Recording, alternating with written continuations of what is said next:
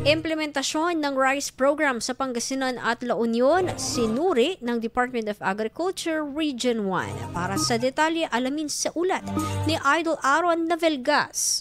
104.7 IFM Report.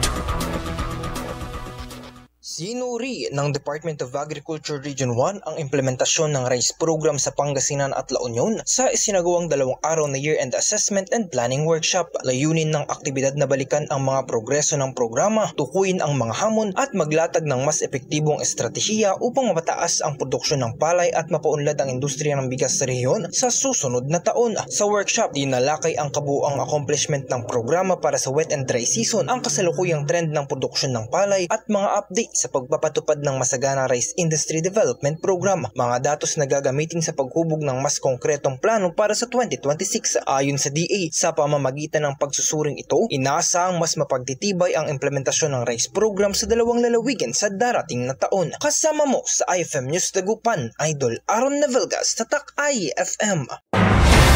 IFM News. IFM News. IFM News.